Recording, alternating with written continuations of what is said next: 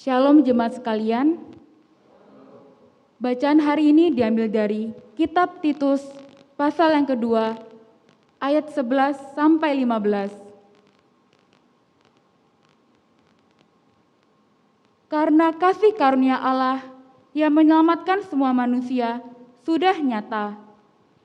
Ia mendidik kita supaya kita meninggalkan kefasikan dan keinginan-keinginan duniawi, dan supaya kita hidup bijaksana, adil, dan beribadah di dalam dunia sekarang ini, dengan menantikan penggenapan pengharapan kita yang penuh bahagia dan penyataan kemuliaan Allah yang maha besar dan Juru Selamat kita Yesus Kristus, yang telah menyerahkan dirinya bagi kita untuk membebaskan kita dari segala kejahatan dan untuk menguduskan bagi dirinya suatu umat kepunyaannya sendiri yang rajin berbuat baik.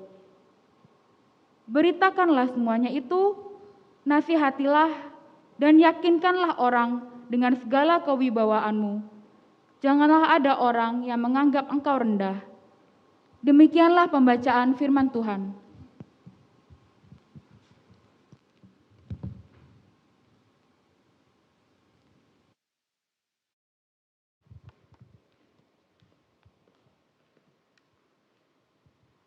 Mari kita tundukkan kepala berdoa sebelum membaca dan kemudian mendengarkan firman-Nya.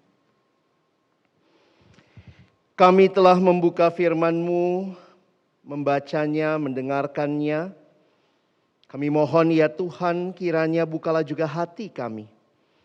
Jadikanlah hati kami seperti tanah yang baik, supaya ketika benih firman-Mu ditaburkan itu boleh sungguh-sungguh berakar, bertumbuh, dan juga berbuah nyata di dalam kehidupan kami. Berkatilah baik hamba-Mu yang menyampaikan, semua kami yang mendengar. Tuhan tolonglah agar kami bukan hanya menjadi pendengar firman yang setia, tapi mampukan dengan kuasa dan pertolongan dari Roh-Mu yang kudus, kami dimampukan menjadi pelaku-pelaku firman-Mu di dalam kehidupan kami, di dalam keseharian kami. Bersabdalah ya Tuhan, karena kami anak-anak-Mu sedia mendengarnya. Dalam nama Tuhan kami Yesus Kristus Sang Firman yang hidup, kami menyerahkan pemberitaan firman-Mu. Amin. Shalom. Selamat hari Minggu jemaat yang dikasihi Tuhan. Saya bersyukur kepada Tuhan buat kesempatan ini boleh melayani saudara di tempat ini. Di dalam kita sama-sama akan melihat kitab Titus pasalnya yang kedua. Hari ini kita masuk dalam ayat 11 sampai dengan ayat yang ke-15. Saudara, saya memberi judul Grace and Godliness. Kasih karunia atau anugerah dan kehidupan yang saleh. Kita sudah membaca Titus pasal yang kedua, ayat 11 sampai ayat yang ke-15, dan ini menjadi bagian yang penting di dalam kita memahami secara khusus perikop pasal yang kedua. Saudara, saya ingin mengajak kita memperhatikan di dalam bagian Titus pasal yang kedua yang saudara sudah pelajari minggu yang lalu, maka ini akhir dari perikop pasal yang kedua. Maka kalau saudara perhatikan dan mengingat minggu yang lalu, maka di awal pasal 2 ayat 1, tetapi engkau, ini kalimat Paulus kepada Titus yang sedang melayani di Kreta pada waktu itu, beritakanlah apa yang sesuai dengan ajaran yang sehat. Lalu kemudian saudara bisa memperhatikan di dalam ayat yang ke-15, di akhir dari perikop ini, adalah juga beritakanlah semuanya itu. Sehingga kalau kita melihat ini seperti sandwich ya. Atasnya sama bawahnya roti, tengahnya ada something begitu ya. Nah, di atas beritakanlah, di bawah kembali beritakanlah, bahkan diingatkan beritakanlah semuanya itu. Nasihatilah dan yakinkanlah orang dengan segala kewibawaanmu. Kalau ada nasihat untuk Titus, janganlah ada orang yang menganggap engkau rendah. Memang tidak bisa disangkali Seringkali ketika hamba Tuhan yang masih kurang pengalaman, masih muda seperti Titus, dia mungkin mengalami ya, ada orang-orang yang menganggap dia rendah. Tapi masalahnya di mana saudara? Di Titusnya atau di orang yang menganggap rendah? Nah, saya meyakini ini seperti nasihat buat Titus. Jangan ada orang yang menganggap engkau rendah. Bukannya Titus akan bilang, awas lo ya, nganggap gua rendah ya. Tapi sebagai seorang pelayan Tuhan, biarlah engkau berdiri atas otoritas Tuhan. Kalau masalahnya dia menganggap kamu rendah, biarlah itu masalah dia, bukan masalah kamu. Kadang-kadang kita begitu saudara ya, kita gampang baper ya. Ini kan generasi baperan ya.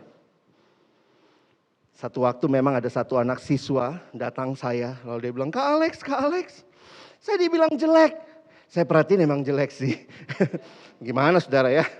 Itu ya secara tampang jelek lah ya. Tapi saya bilang sama dia, ingat firman Tuhan mengingatkan engkau berharga. Ini ya. Puji Tuhan memang Alkitab nggak bilang karena engkau cantik dan ganteng di mataku.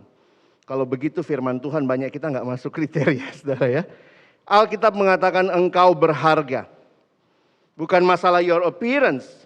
But you are precious in God's sight. Jadi dia bilang, bagaimana Kak kalau orang bilang saya jelek? Nah, kamu harus meyakini kamu berharga di hadapan Tuhan. Siapa yang ciptakan kamu? Tuhan. Ya udah, itu masalah kamu dengan Tuhan. Jadi kalau ada yang bilang kamu jelek, saya bilang tatap matanya, pelototin dia. Bilang, lu bilang gue jelek. Masalahnya bukan di gue, di mata lo. Ini saudara ya. Masalahnya kok penciptamu bilang engkau berharga. Kalau masalahnya dia bilang kamu jelek, itu urusan dia. Tapi kamu di mata penciptamu berharga.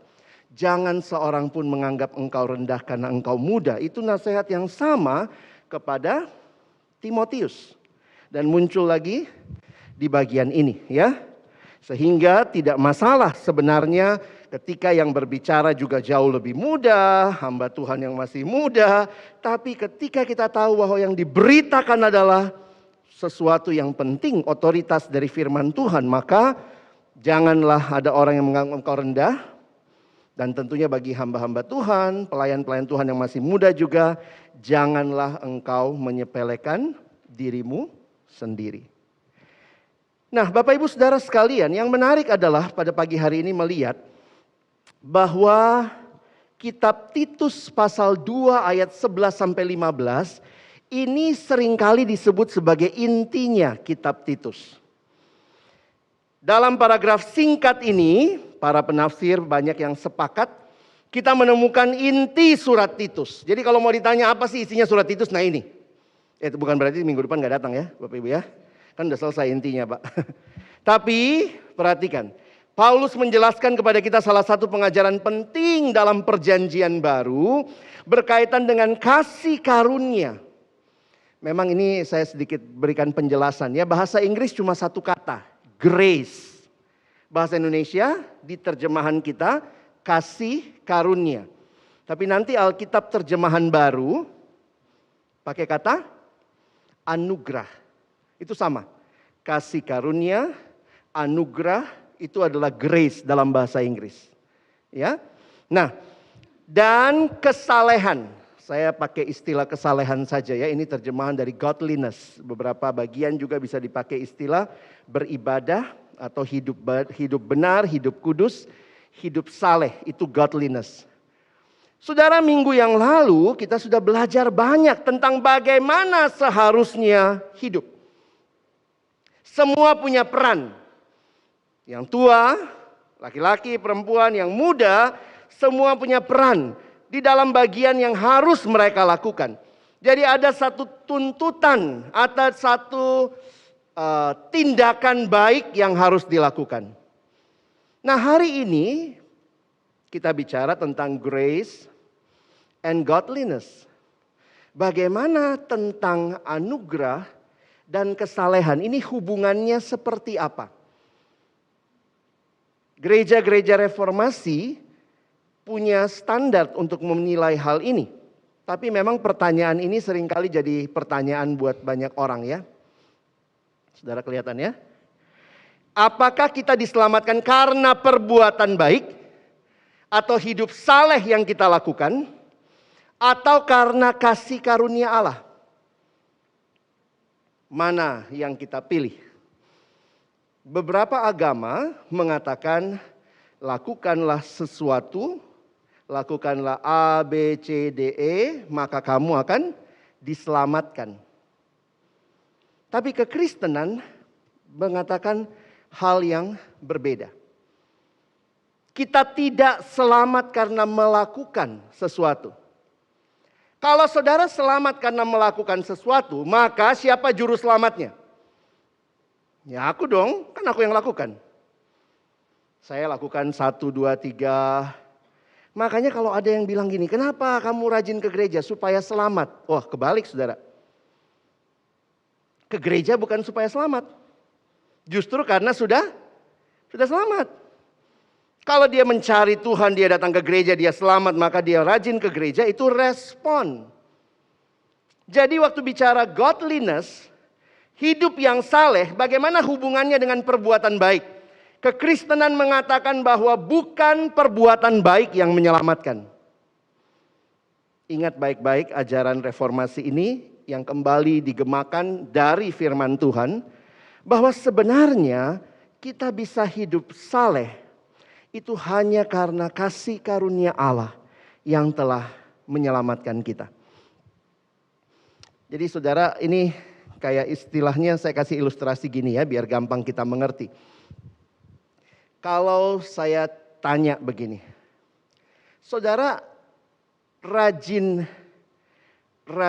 ke kampus, banyak yang kuliah mungkin sini ya. Misalnya begini, saudara rajin ke kampus makanya jadi mahasiswa, atau saudara diterima dulu jadi mahasiswa makanya rajin ke kampus? Ayo, logikanya yang mana yang benar? Saudara nggak pernah tes, nggak pernah daftar, tapi rajin ke kampus. Rajin banget ke kampus. Apakah itu bikin saudara jadi mahasiswa? Tidak. Saudara harus diterima dulu oleh kampus itu, lalu kemudian saudara rajin ke kampus.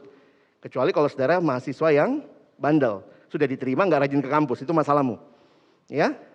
Nah, sekarang waktu bicara keselamatan, kita sudah diselamatkan oleh karya anugerah Allah dalam kematian dan kebangkitan Kristus, barulah kita melakukan apa yang Tuhan perintahkan. Hanya kasih karunialah yang menolong kita. Saudara tidak jadi anak Allah karena melakukan kehendak Allah, tapi karena Allah menjadikan saudara anak, makanya saudara melakukan kehendaknya. Ayo tangkap kalimat saya baik-baik. Kasih contoh lagi. Anggaplah saudara yang anak-anak ini tinggal sama papa mama di rumah ya. Tinggal sama papa mama di rumah, pas hari Minggu, pulang gereja, papa cuci mobil, terus anaknya bantu. Cuci mobil, anak yang perempuan bantu mama cuci piring, nyapu rumah. Saya mau tanya, anak itu lakukan itu supaya jadi anak atau karena anak? Ada gitu yang bantu cuci mobil, bersihin piring gitu ya. Lalu kemudian kasih proposal, papa mama terima saya jadi anak. Papa mama bilang, lu gila. Saudara kenapa rajin ke gereja? Supaya jadi anak. Bodoh banget ya. Saya saat teduh tiap hari pak, saya baca Alkitab. Supaya saya masuk surga, supaya saya jadi anak Tuhan. Kebalik. Yang menjadikan kita anak Allah bukan karya kita. Karena kalau karya kita, juru selamatnya kita. Kita pulang aja, hari ini kita gak ada juru selamat kan, diri kita. Tapi karena kita tidak bisa menyelamatkan diri, maka kekristenan mengatakan kalimat ini. Kita selamat bukan karena apa yang kita lakukan bagi Allah. Tetapi kita selamat karena apa yang Allah lakukan bagi kita. Dan responnya adalah hidup yang saleh. Jadi kalau kita hidup saleh, orang memang, saya rajin baca Alkitab pak, ya emang lu anak Tuhan, kecuali lu anak hantu. Beda. Nah kita lihat sebentar ya. Ini disampaikan di kitab Titus di ayat 13. Coba kita baca sama-sama 13 sampai ayat yang ke-14 ya. 1, 2, ya. Dengan menantikan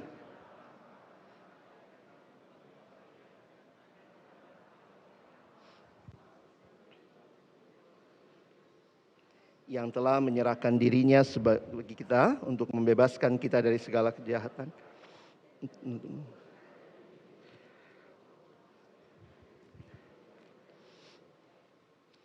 Anugerah itu menolong kita pada akhirnya rajin berbuat baik.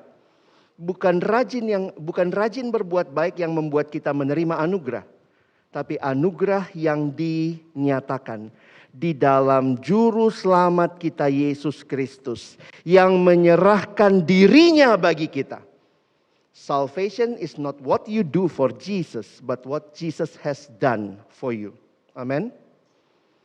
Nah, nothing we do can make us or unmake us Christ people. But those who are Christ people will be eager to do what is good. Kalau sudah jadi anak Allah, maka kita akan rajin berbuat baik. Ini satu bagian yang sudah sangat jelas di dalam ayat ini. Makanya Titus memberikan kepada kita, kitab Titus memberikan kepada kita penjelasan tentang hubungan antara anugerah Allah dan perbuatan baik. Perhatikan, saya tulis di sini ya. We do not do good so that we can become Christ people. But Christ makes His people so that we become eager to do good. Ini bukan cuma permainan kata, tapi inilah dasar iman kita. Anugerah yang menyelamatkan. So what is the relationship between grace and godliness? Grace lead us to godliness. Kita tidak diselamatkan karena hidup kita yang saleh. Justru kita diselamatkan untuk menjalani hidup yang saleh. Di sini kita belajar bagaimana Injil adalah kebenaran yang menuntun kepada kesalehan. So grace inspired godliness. Nah, saya pinjam penjelasan dalam persiapan saya satu buku yang baik dari seorang bernama Tim Chester. Dia menulis tafsiran kitab Titus. Dia mengatakan begini, kalau minggu lalu, itu saya yang bilang ya, minggu lalu kan Chester bahasa Inggris saudara ya. Dalam Titus 2 ayat 1 sampai 10, Paulus sudah mendeskripsikan bagaimana hidup yang baik yang Titus harus ingatkan kepada gereja di Kreta. Dan konteks dalam bagian mana para murid harus jadi murid yang baik. Nah, dalam ayat ini dia mau mengatakan what is the source of this good life. Jadi minggu lalu kita sudah belajar apa perbuatan baiknya. Tetapi minggu ini dikasih tahu itu hanya muncul kalau sumbernya adalah kasih karunia Allah. Saudara, memang menarik, dalam surat-surat yang lain Paulus cara ngajarnya berbeda.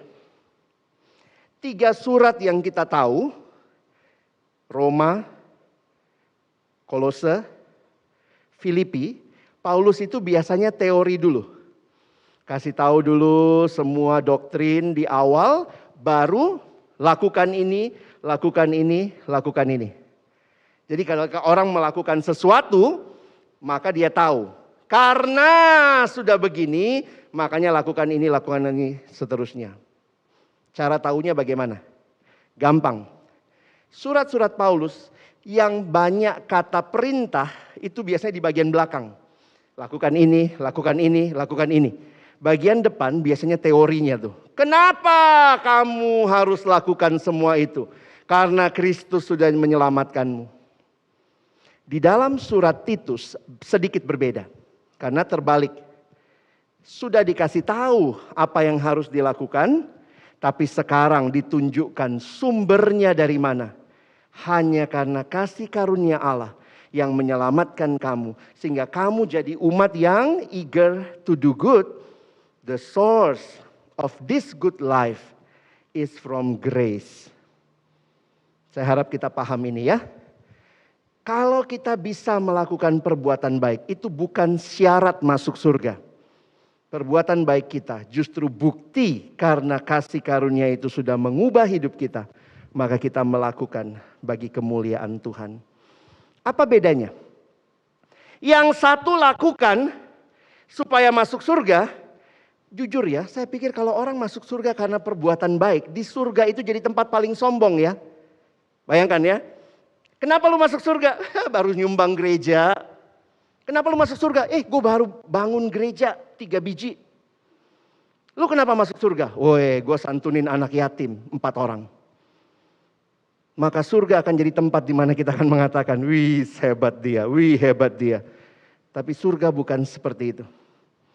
Di surga kita semua akan tersungkur dan berkata, bukan kami yang layak masuk ke sini, tapi karena karya kasih-Mu, Yesus yang menyelamatkan kami. Ini ajaran firman Tuhan yang kembali diangkat di masa reformasi.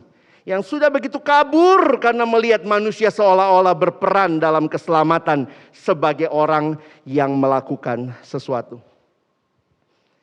Pendeta John Stott pernah bilang, satu-satunya kontribusi kita dalam keselamatan adalah dosa kita. Makanya itu bukan kontribusi ya, dosa. Tapi ketika Tuhan menyelamatkan kita, nah sekarang it's our time. Do good. Udah ingat ya minggu lalu ya, kenapa lakukan ini? Menariknya kalau kita lakukan sesuatu karena sudah dapat sesuatu, itu sukacitanya beda saudara ya.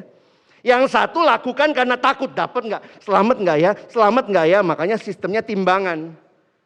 Ditimbang-timbang, timbang-timbang, itu logika aja deh. Sehari banyakan bikin baik atau bikin jahat? Sehari aja ya, nggak usah lama-lama ya. Sehari, bayangkan kalau satu hari bikin dosa berapa banyak, seumur hidup berapa banyak, mau pakai timbangan. Nggak bisa saudara. Orang yang melihat kebaikan sebagai syarat keselamatan akan hidup dalam kebimbangan, saya diterima atau tidak. Tapi orang yang karena sudah selamat melakukan kebaikan, justru akan melakukannya dengan sukacita. Karena sumbernya saya sudah menerima anugerah Allah. Beda ya? Satu bimbang ragu, ketakutan diterima tidak. Satu yakin diterima makanya melakukan. Luar biasa berbeda. Baik, itu keindahan pertama. Yang kedua, saudara perhatikan sebentar kalau kita membedah ayat-ayat ini, maka kita menemukan istilah ini.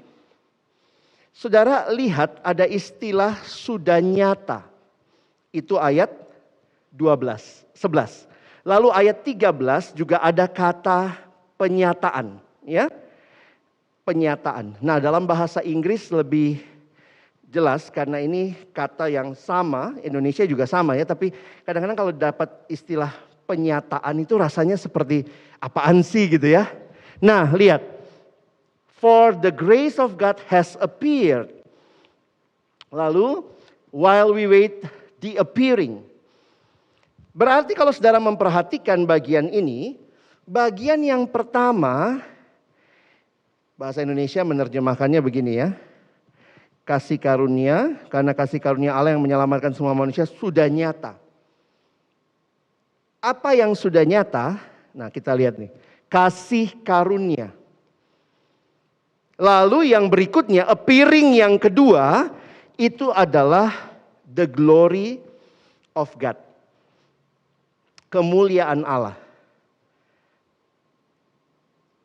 Perhatikan, we live between two appearings. Hidup kita ada di dalam dua appearing ini. Kita lihat satu-satu ya. Pertama, the first appearing, the grace of God has appeared. Jadi kalau Bapak Ibu perhatikan itu muncul dalam bentuk past tense. Berarti telah, makanya Indonesia juga pakai istilah telah. Betul? Coba cek di Alkitab saudara ya. The grace of God has appeared. Ini merujuk kemana? Beberapa penafsir mengingatkan ini berkaitan dengan kedatangan Kristus yang pertama. The grace of God has appeared. Ketika dia datang dari manusia, maka itulah kita mengalami anugerah Allah yang dinyatakan bagi dunia. Tetapi Kristus yang sama adalah Kristus yang berjanji di dalam bagian selanjutnya. The second appearing. This is the future tense. We wait for the blessed hope, the appearing of the glory of our great God and Savior Jesus Christ. Kalau tadi past tense, ke depan future tense. Kalau past tense-nya bicara the grace of God, maka future tense bicara the glory of God. Apa itu? The glory of God ketika Kristus datang kedua kalinya, maka dia akan datang dalam kemuliaannya dan kita akan melihat dia dalam kemuliaannya. Tim Chester mengatakan kalimat ini. The two great events of history, the first and the second comings of Jesus, are revelation respectively of the grace of God, that is the first appearing, and the glory of God, the second appearing.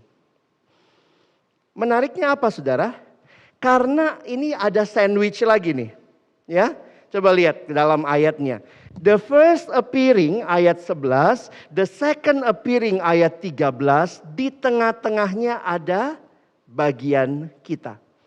So we live between these two appearings. Menarik sekali bagaimana kita diingatkan untuk punya hidup yang mengerti anugerah Allah, menantikan kemuliaan Allah, tetapi punya tanggung jawab hidup saat ini. Ya, kita tidak boleh salah memahami penekanan Paulus pada kasih karunia. Karena ada yang bilang orang yang dapat kasih karunia sih bisa enak-enak aja dong bikin dosa. Oh, enggak begitu saudara ya. Kasih karunia tidak berarti bahwa apa yang kita lakukan tidak penting. Bukan juga berarti kita bisa hidup sesuai pilihan kita. Karena kalau ada apa-apa nanti ada pengakuan dosa, minta ampun. Orang yang hidup kayak begitu itu gak ngerti kasih karunia. Kalau dia ngerti kasih karunia maka hidupnya akan benar.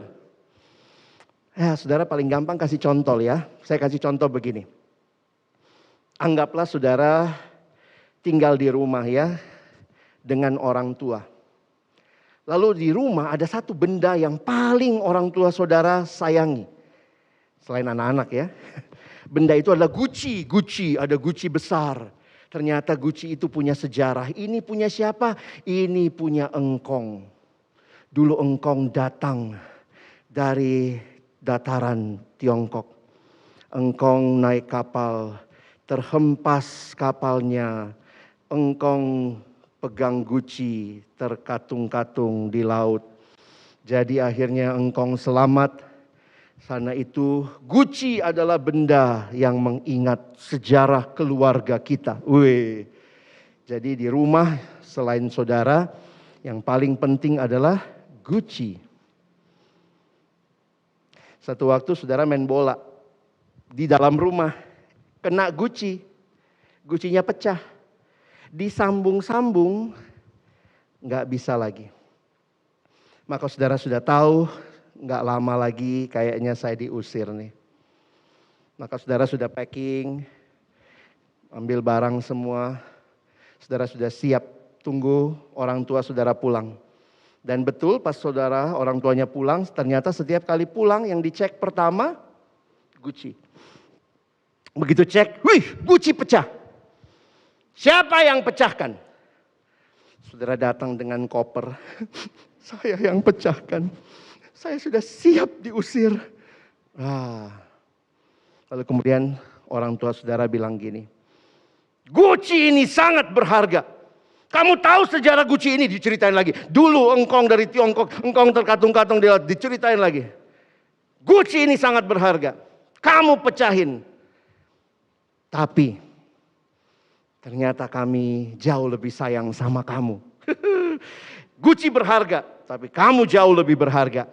Ya sudah, engkong juga sudah nggak ada. Gucci sudah pecah, tapi nggak apa-apa, sudahlah. Kamu jangan lebay, pakai koper-koper masuk kamar. Sotoy ini anak ya, lebay amat sih. Itu menerima pengampunan ya. Asik. Nah sekarang saya tanya, kalau orang terima kasih karunia, papa mama pecahin Gucci nggak dia papain, padahal Gucci sangat berharga, tidak masalah. Tidak, kau tetap anak kami, udah unpacking your luggage gitu ya. Kalau dia anak baik, dia akan bagaimana? Apakah dia akan bilang begini, Gucci nggak masalah. Sekarang saya mau pecahin komputer, saya mau pecahin lemari es, saya mau pecahin televisi. Kalau orang bilang, orang yang alami anugerah akan hidup seenaknya karena sudah diampuni, silakan bikin dosa lagi. Itu kalau dia begitu, dia anak yang tidak tahu. Tidak tahu kasih karunia. Karena kalau Gucci yang begitu berharga, dia tidak diapa-apain. Harusnya dia berkata, saya tidak akan main bola lagi. Saya pergi ke lapangan kalau main bola. Saya jaga televisi, saya jaga kulkas. Saudara ngerti? Banyak orang merasa ajaran kasih karunia ini bikin orang rajin berbuat dosa. Salah ngerti kamu. Kalau ajaran kasih karunia bikin kita rajin berbuat dosa, maka sebenarnya itu bukan kasih karunia. Kasih karunia menuntun kita pada hidup yang saleh. Kasih karunia menuntun kita makin rajin berbuat baik. Tahu kasih karunia, the grace of God has appeared. Dan percaya bahwa kita menantikan kedua kali Yesus datang, the glory of God will appear. And in between we have our duty.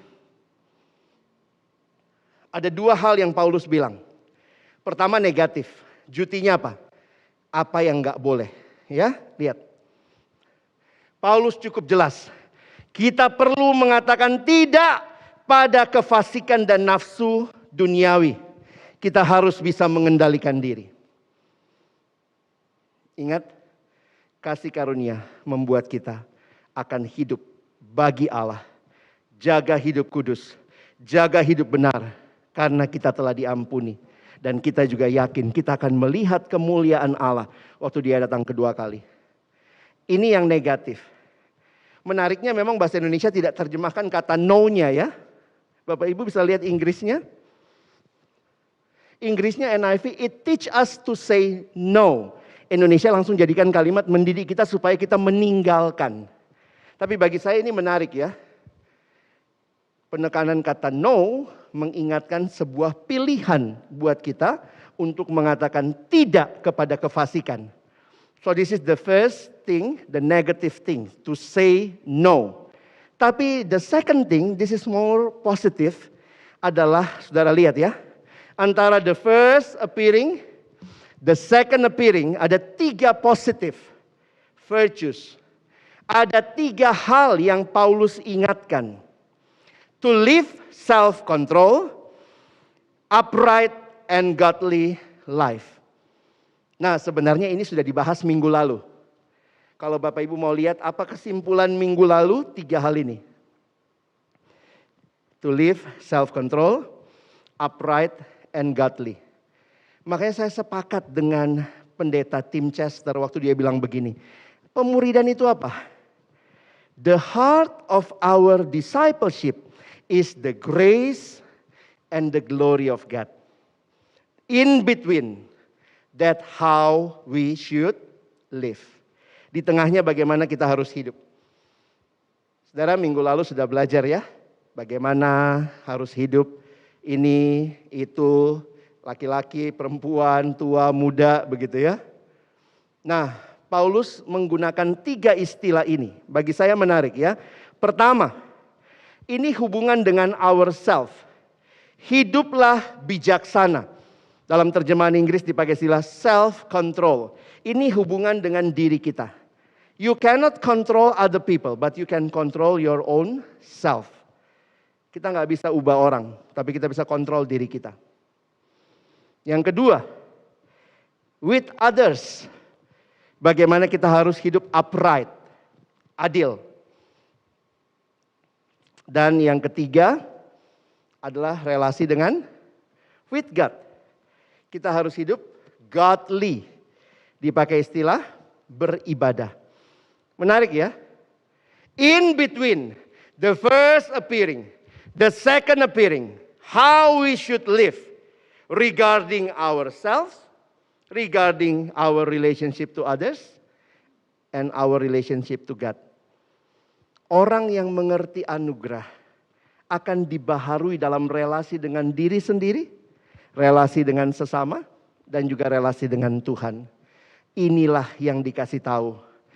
Ajarkanlah, beritakanlah, yakinkanlah orang dengan hal ini semua. Indah sekali saudara, kitab ini memberikan kepada kita pemahaman bagaimana kita menjalani kehidupan kita. Jadi sebagai aplikasi bagi kita sekarang saudara yang sudah di dalam Tuhan, gereja Tuhan, saya harap kita terus bertumbuh ya. Kita punya kerinduan untuk terus bertumbuh, komitmen terus bertumbuh. Kenapa? Itu salah satu respon dari orang yang telah mengalami anugerah Allah dan menanti anugerah Allah. Ada 3 hal yang Tuhan kasih supaya kita bertumbuh. Ini, Pendeta John Stott mengatakan ada 3 hal ini. Pertama, Tuhan kasih Roh Kudus. Kenapa ya? Karena terima Yesus sama dengan terima Roh Kudus. Gereja tertentu bilang enggak. Kadang-kadang gitu ya. Bilang, wah pendeta saya kalau tumpang tangan langsung orang itu penuh Roh Kudus.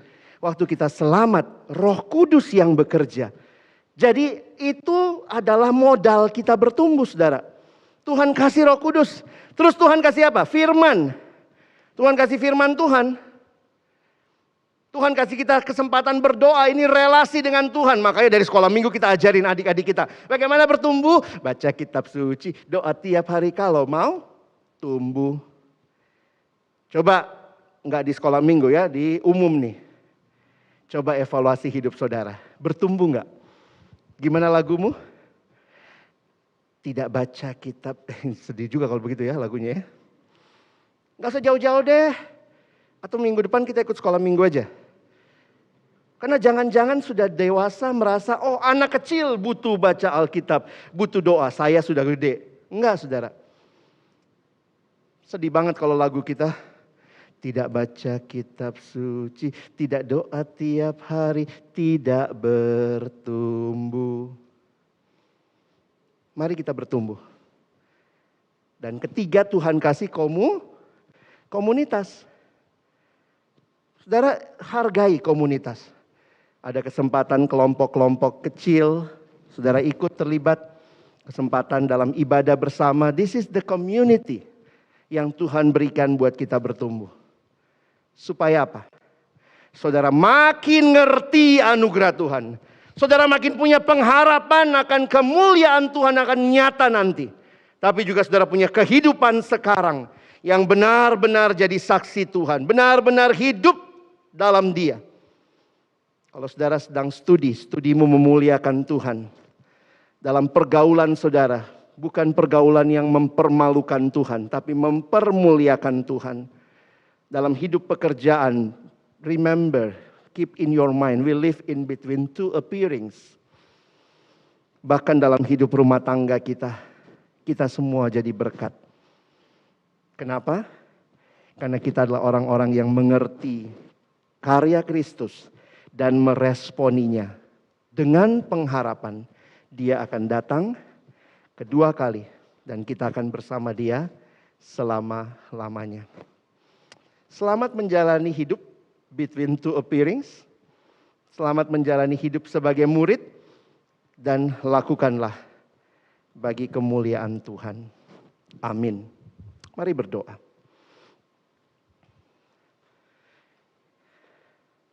Terima kasih Tuhan untuk firman-Mu. Tolong kami bukan cuma jadi pendengar yang setia, tapi boleh jadi pelaku firman. Hidup kami cuma 1 kali, tapi hidup yang 1 kali itu adalah hidup yang telah mengalami anugerah, menantikan kemuliaan Tuhan yang akan nampak pada kedatangan-Mu yang kedua kali. Menantikan surga-Mu yang kekal. Kami akan hidup bersama-sama dengan Tuhan selama-lamanya. Tetapi kami punya tanggung jawab dalam hidup saat ini. Dalam relasi kami dengan diri kami.